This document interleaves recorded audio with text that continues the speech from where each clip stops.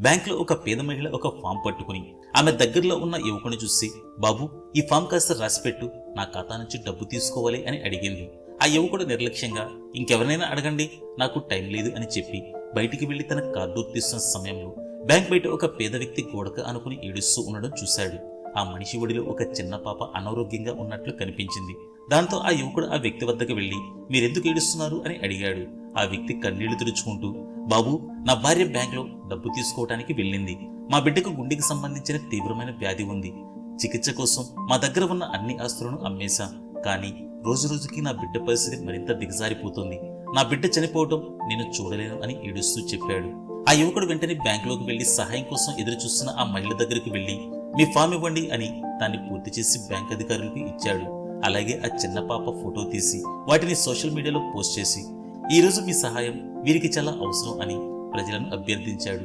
కొద్ది రోజుల్లోనే చాలా మంది ఆ పేద మహిళ ఖాతాలోకి డబ్బు పంపించారు. ఆ డబ్బుతో ఆ చిన్న పాపకు అవసరమైన చికిత్స చేయించారు. అద్భుతంగా ఆ చిన్న బిడ్డ పూర్తిగా కోలుకుంది. మనసున్న వ్యక్తుల చిన్న సహాయం కూడా కొందరి జీవితాల్లో చీకట్లు తొలగించి వెలుగులు నింపగలదు. నిజమే కదా? మీ అభిప్రాయం తప్పకుండా లైక్ చేసి కామెంట్ చేయండి.